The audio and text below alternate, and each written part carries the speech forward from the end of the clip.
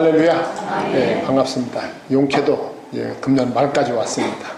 하나님의 은혜 가운데 지난 한 해 동안 여러 가지 어려운 일도 많고 위험한 일도 많았지만 하나님의 일방적인 도우심과 지키심 가운데 우리가 오늘 12월 마지막 주일을 맞이하게 되었습니다. 이제 우리가 다음 주일은 또 새해 첫 주로 이렇게 맞이하게 됩니다. 참 시간이 빠르다는 생각을 합니다. 작년 그 금년 송구영신 예배가 드린 게 엊그제 같은데 벌써 이번 주간에 또 송구영신 예배가 있습니다. 또 송찬식이 있고 또 우리가 그렇게 함으로 새해를 맞이하게 됩니다. 그래서 오늘 말씀을 에베소서 4장 23절로 32절 말씀까지 이 벗을 것과 입을 것에 대해서 좀 생각을 하면서 우리가 이 마지막 주일을 보내려고 합니다. 이 에베소서는 그 사도 바울이 그 기록한 서신 가운데 옥중서신에 속합니다. 옥중서신은 에베소서, 빌립보서, 빌레몬서, 골로새서 이렇게 네 권이 사도 바울이 감옥에서 글을 써가지고 감옥 밖에 있는 성도들에게 보낸 편지입니다. 그 중에서 이제 에베소서를 우리가 오늘 읽었는데 에베소서도 1장부터 6장까지는 아주 짤막한 그 서신인데 1장부터 3장까지는 교리편이라고 합니다. 진리편이다 그렇게도 말하고요. 진리에 대해서 예수 그리스도의 구속으로 말미암아 우리가 하나님의 자녀가 되었다라고 하는 그 진리에 대해서 1장, 2장, 3장은 말씀하고 있어요. 그래서 2장에 보면 여러분들 잘 아시는 2장 1절 이하에 보면 허물과 죄로 죽었던 나를 살리셨도다 이런 표현이 나옵니다. 허물과 죄로 죽었던 나를 하나님께서 당신의 아들을 십자가에서 나 대신 죽게 하심으로 나를 살게 하셨다. 이제 그런 고백이 교리편에 나와 있습니다.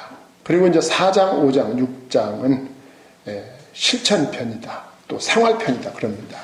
진리를 믿는 그리스도인이 이 세상을 어떻게 살아가야 되나 하는 것을 이 4장, 5장, 6장에서 말씀하고 있어요.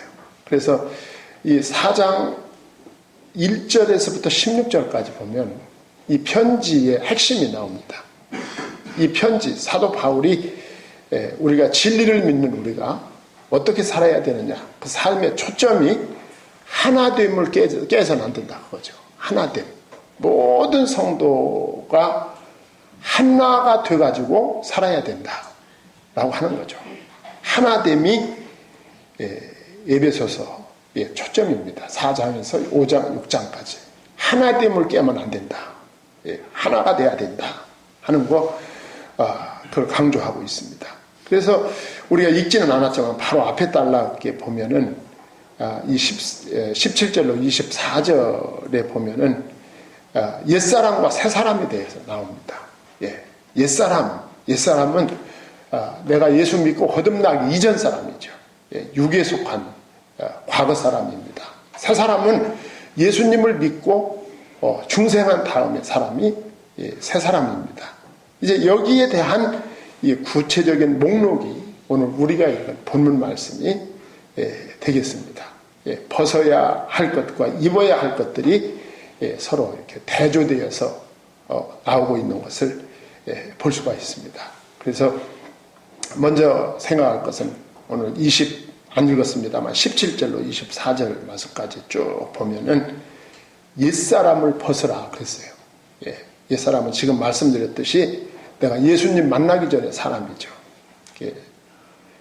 오늘 22절, 23절, 24절 보면 너희는 유혹의 욕심을 따라 썩어져가는 구습을 따르는 옛사람을 벗어버리고 그랬어요. 예수님 믿기 이전 사람을 벗어야 된다. 우리 성도님들이 이제 금년이 얼마 남지 않았습니다. 옛사람을 벗어버리고 새사람으로 새해를 맞고 살아갈 수 있기를 바랍니다. 그래 돼야 되겠죠. 이 옛사람은 어떤 사람이냐 하면 육신이 요구하는 대로 예. 육신의 본성을 따라 사는 삶이 옛사람입니다. 예. 육신이 원하는 대로 사는 거예요. 예. 다른 말로 하면 본능이 원하는 대로 살아가는 사람. 절제가 없고 자제가 없고 그냥 본능이 요구하는 대로 따라 사는 삶이 구습을 따르는 옛사람입니다. 예. 우리가 이제 신앙생활을 한다고 해서 하루아침에 사람이 180도 바뀌는 것은 아닙니다. 예. 우리가 이제 교회를 나오고 신앙생활을 하자마자 예수님을 영접하자마자 그 사람이 하루아침에 그냥 완전히 새 사람으로 사라지는 것이 아니죠. 거듭났다, 중생했다 그 말은 무슨 말이냐면 이제 태어났다 그 말이거든요. 예, 새롭게 태어났다 그 말이에요. 태어날 때 어른으로 태어납니까? 아기로 태어납니까? 아기로 태어나죠. 목사님 그런 질문을 하지 마세요. 예, 아기로 태어나죠. 예. 우리가 나이가 50 먹고 60 먹고 70, 80 먹어서도 예수님을 처음 믿으면 영적으로는 이제 아기로 태어난 것입니다. 예. 그래서 우리 성도, 오래된 성도님들이 이 새 가족들을 잘 돌봐야 될 이유가 거기 있는 거예요. 예. 우리가 육신적으로는 다 어른이지만은 영적으로는 이제 아기와 같은 것입니다. 우리가 아기를 돌볼 때 얼마나 소중히 다룹니까? 예. 그냥 불면 날아갈까, 누르면 깨질까 그냥 살살 다루잖아요, 아기를. 예.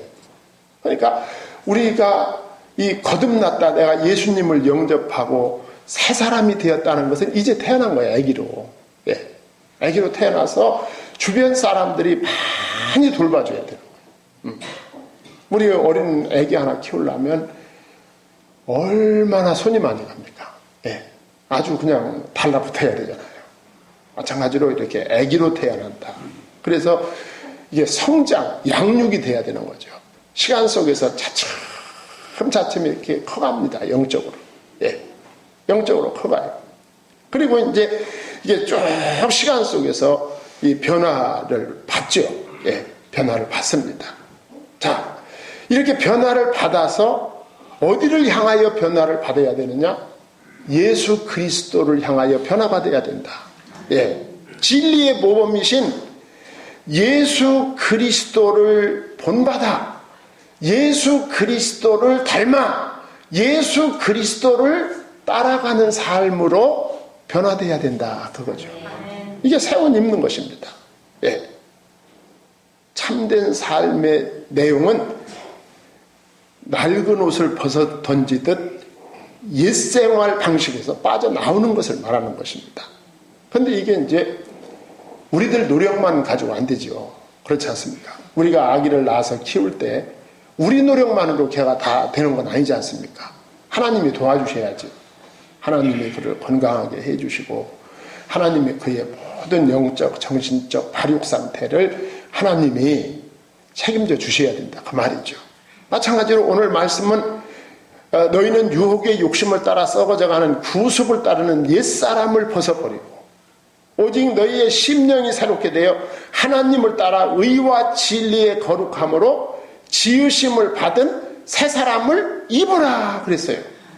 이 말은 입으라 그 말은 의와 진리의 거룩함을 어떻게 하라? 갈망하라 그 뜻입니다. 갈망하라는 거예요. 우리는 부족하기 때문에 예. 의와 진리의 거룩함을 갈망하라. 갈망하면 뭐 하게 되느냐 하면 기도하게 되죠. 그렇지 않습니까? 내가 갈망하고 사모하는 것이 있으면 기도하게 되죠. 예.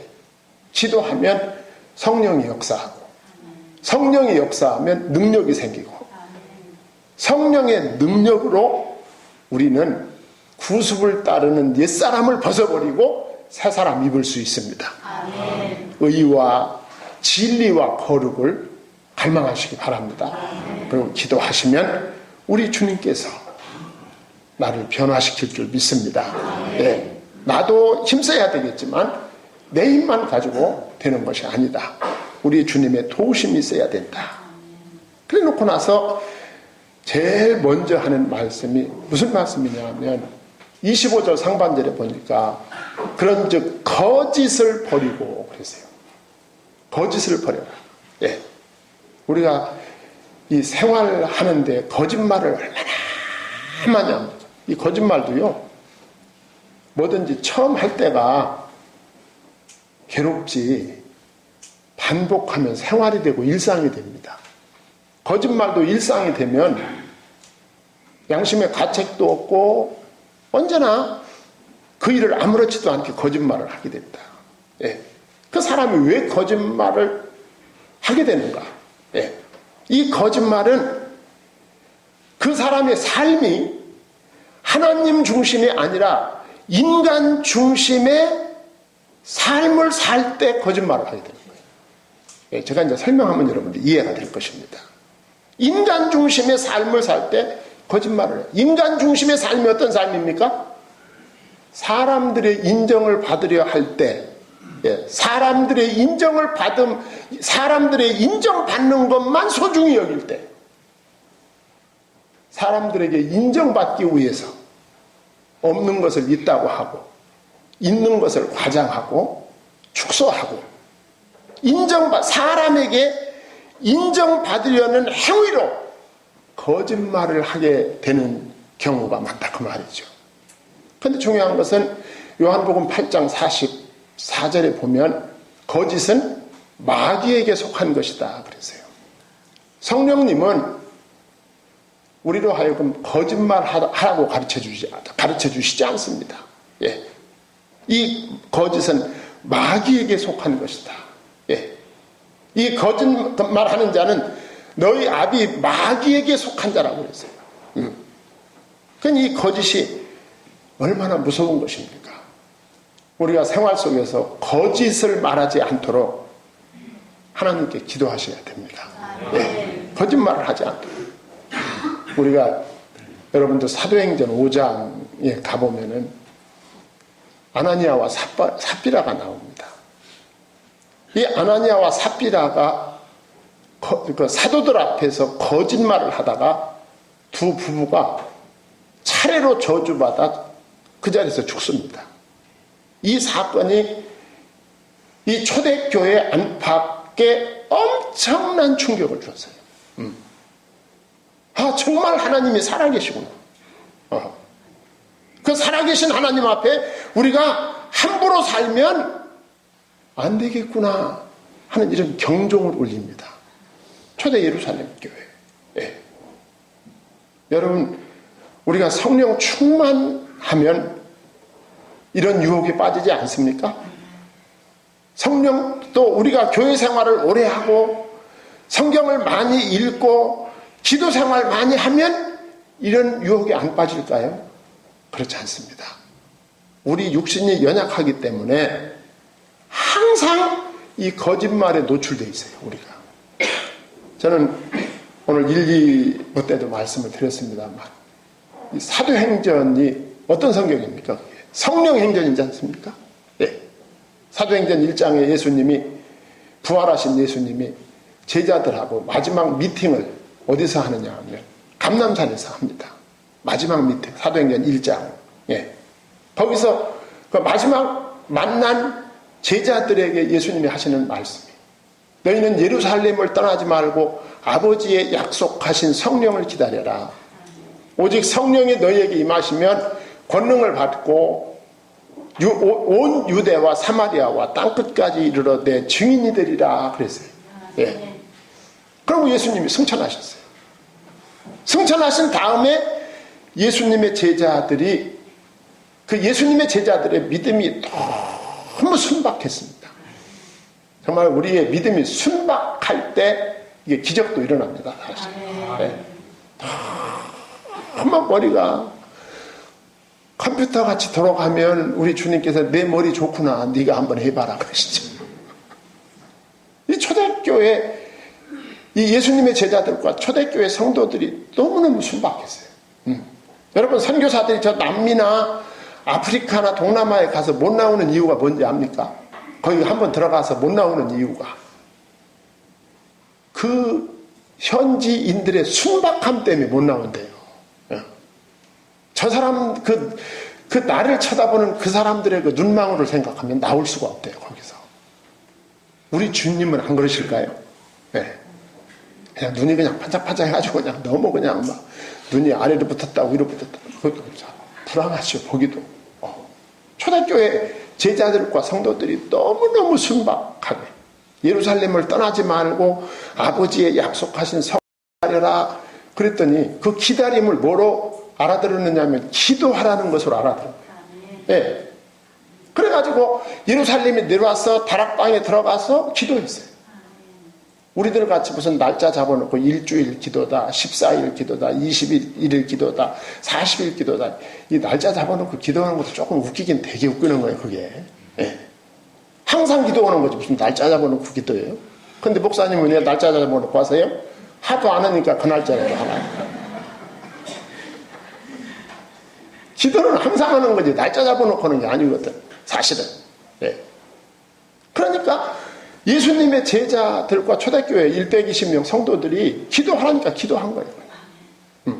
기도하는 게 기다리는 거구나 생각하고. 날짜도 안 정하고 그냥 날마다 모여서 기도했어요. 날마다.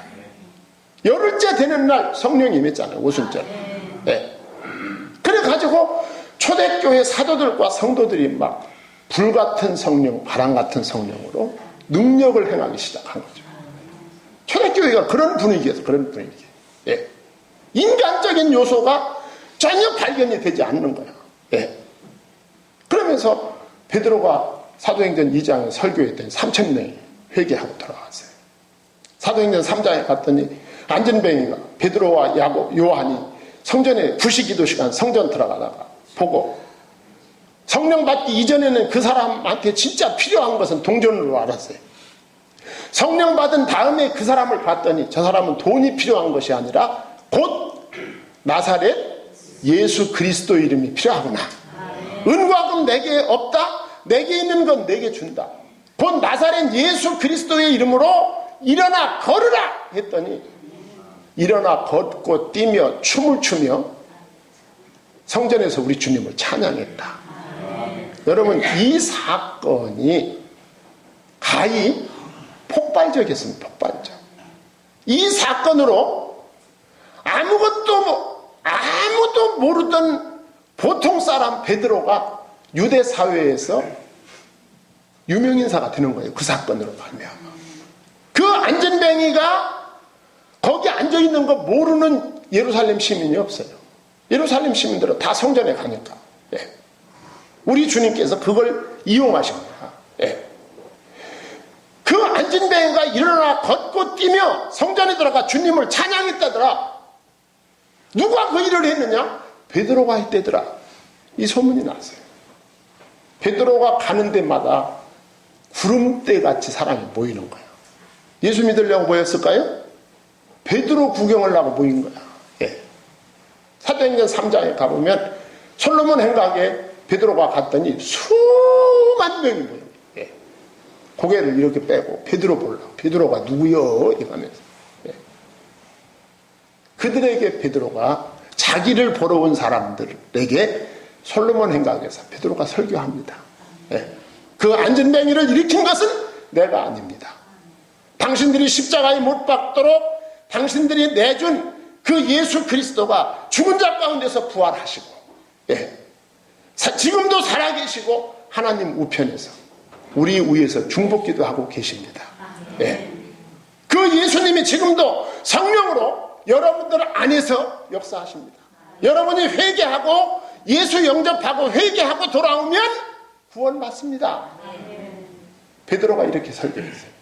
설교할 때 거기서 수천 명이 예수 영접하고 세례받은 줄 믿으시기 바랍니다. 아멘. 이 엄중한 사건이 이 성령의 역사가 초대교회를 감싸고 있었어요. 이 엄중한 시기에 사도행전 5장 1절 이하에 보면 아나니아와 삽비라가 그 성령 충만한 사도 베드로 앞에서 거짓말을 하다가 저주받아 죽는 거예요. 성령 충만해도 육신은 육신입니다. 예. 기도 많이 해도 육신은 여전히 육신이에요. 성경을 많이 읽어도 우리의 육신은 여전히 연약한 육신입니다.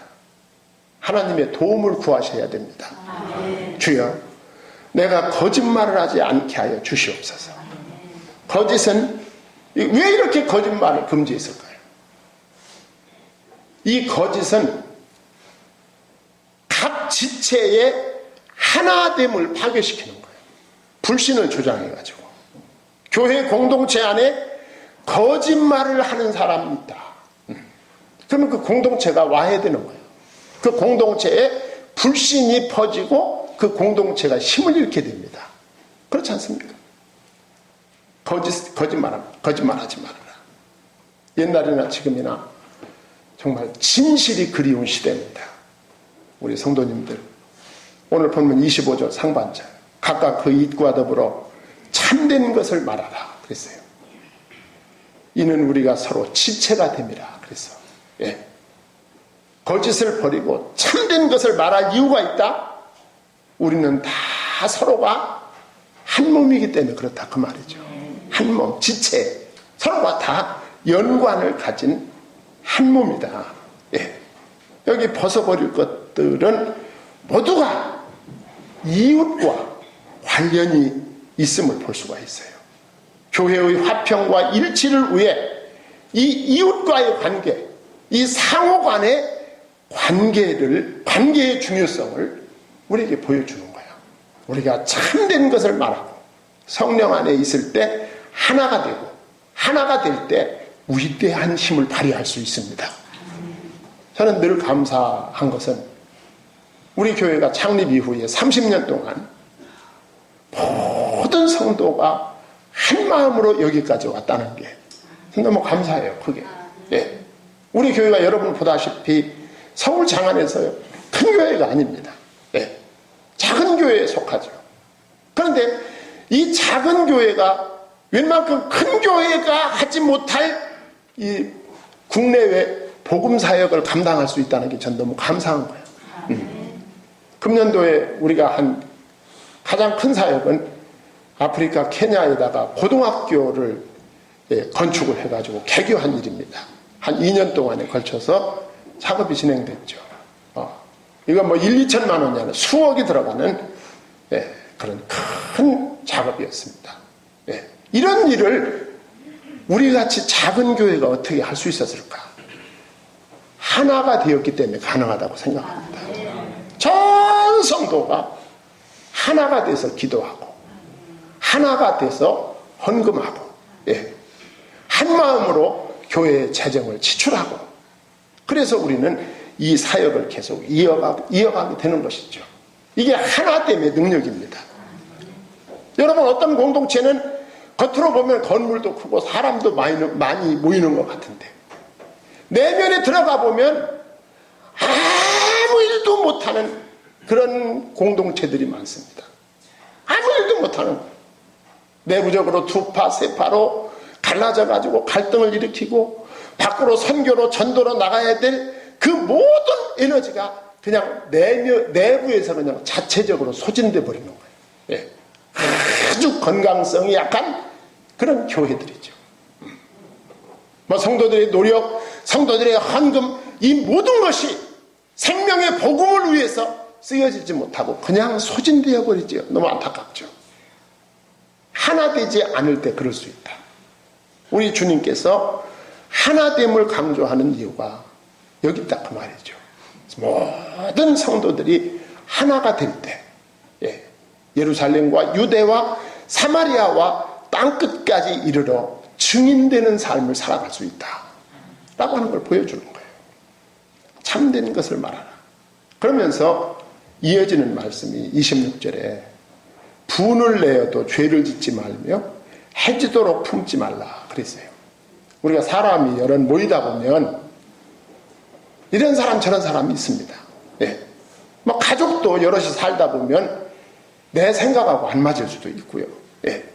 그러니까 어떤 그 공동체 그 구성원 가운데 어떤 그 잘못된 사람이 있을 수 있다.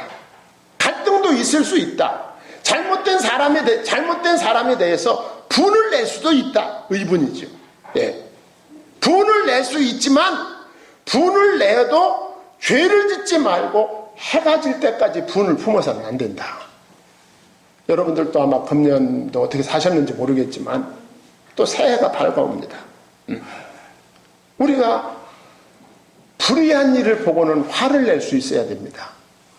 그러나 그 불의한 일을 보고 분을 내고 불의한 일을 보고 죄를 짓고 그 불의한 그 죄를 짓고 그 분한 마음을 오래 품으면 안 된다 그거죠. 왜 안 되느냐? 그 밑에 보면 마귀에게 틈을 주지 말라 그랬어요. 분을 낸 상태로 시간을 끌면 그 틈으로 누가 들어온다고요? 마귀가 들어온다. 예. 그 틈으로 마귀가 들어와서 성령이 하나 되게 하심을 파괴시킨다 그 말이죠. 예. 마귀에게 틈을 주면 하나됨이 영원히 깨질 수가 있다. 우리 성도님들 옛사람 벗고 옛사람을 벗기를 바랍니다. 구습을 따르는 옛사람, 거짓말하는 옛사람, 또 분을 내고 죄 짓는 옛사람에서 벗어나 새 사람을 입으시기 바랍니다. 자, 새 사람은 28절 29절에 보면 선한 일을 하며 사는 사람이 새 사람이다.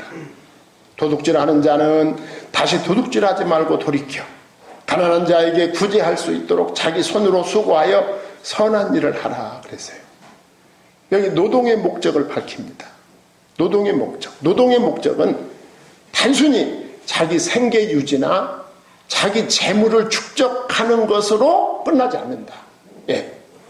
그리스도인의 노동의 목적은 궁핍한 이웃을 도와주는 좀 더 높은 차원의 노동관을 가져야 된다 라고 하는 것을 여기서 가르쳐주고 있는 거예요. 예. 도둑질이라고 하는 것은 실제적으로 남의 물건을 가져오는 게 도둑질이겠습니다만 남의 도움만을 기다리고 본인은 아무것도 안 하는 자세, 노력하지 않고 대가만 바라는 자세, 이 모든 것이 도둑질에 해당한 것입니다. 이런 것을 해서는 안 된다. 그리고 29절로 내려가 보면 선한 말을 하며 살아라. 새 사람은 선한 일을 하며 살고 선한 말을 하며 사는 사람이 새 사람이다. 예수님 닮은 사람이다. 29절 무릇 더러운 말은 너희 입 밖에도 내지 말고 오직 덕을 세우는 데 소용되는 대로 선한 말을 하여 듣는 자들에게 은혜를 끼치라 그랬어요. 우리 성도님들 말을 이쁘게 하시기 바랍니다. 말은요 제가 가끔 말씀드리지만 나오는 대로 뱉어버리면 그 말 한마디 한마디가 전부 날카로운 쇠조각이 돼가지고 사람들의 심령에 피를 나게 합니다. 말이라고 하는 것은 항상 생각하고 내보내야 됩니다. 생각하고 말해서 요로 내놓지 말고 이렇게 돌려가지고 이렇게 해가지고 이렇게 오다 보면 중간에 거의 다 없어져요. 말을. 어떤 때는 매일 생각하시기 바랍니다. 한 일주일 생각해 보세요. 여러분 늘 말씀드리지만 우리 성도님들은 예수님을 닮은 성도님들은 복음의 언어, 믿음의 언어를 소유해야 돼요. 상대방의 영혼을 생각하며 말해야 된다. 가족이라고 쉽게 생각하면 안 돼요. 가장 상처를 깊이 주는 게 누구냐면 가족입니다. 그걸 아셔야 돼요. 믿는 관계이기 때문에 상처도 더 받게 돼 있어요. 가족. 특히 부모와 자식, 부부간의 이 대화가 상당히 절제돼 있어야 됩니다. 가족일수록 절제돼 있어야 돼요. 우리 표정 하나, 이 말 하나가 상당히 절제돼 있어야 돼요. 서로에게 위로를 주고 격려하는 언어 습관을 갖는 것이 복음적인 것입니다. 그래서 야고보서 3장 2절에 보면 우리가 다 실수가 많으니 만일 말에 실수가 없는 자라면 곧 온전한 자라, 온전한 사람이라 능히 온 몸도 굴레 씌우리라 그랬어요. 그 사람의 운명은 그 사람의 입에 달렸다 그 말이죠. 입에 달렸다. 여러분 말로 끝나는 것이 아니라 여러분들의 운명이 걸려 있음을 알아야 돼요. 이게 야고보서 3장 2절의 말씀. 에베소서 5장 4절에 누추함과 어리석은 말이나 희롱의 말이 마땅치 아니하니 오히려 감사하는 말을 하라 그랬어요. 감사라는 표현을 많이 써보시기 바랍니다. 주님 감사합니다. 여보 감사합니다. 예. 얘야 고맙다. 이런 표현. 복음의 언어죠. 그러면서 30절로 32절에 가보면 성령을 근심하게 하지 말아라. 예. 내 언어 생활로 내 말 잘못된 언어로 상대방이 상처를 입고 피를 흘리고 있을 때 성령께서 근심하신다. 그 얘기예요 지금. 예. 성령을 근심하지 않게 위한 일이 뭡니까? 너희는 모든 악독과 노함과 분냉과 떠드는 것과 비방하는 것을 모든 악의와 함께 버리고 그랬어요. 버리라. 그리고 피차 불쌍히 여기며 뭐하라? 용서하라 그랬어요. 32절 다 같이 읽습니다.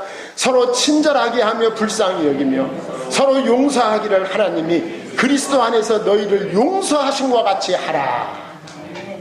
옛 것을 버리고 이런 새 것을 입는 복받은 성도님들이 되기를 주의 이름으로 소망합니다. 네, 기도하겠습니다.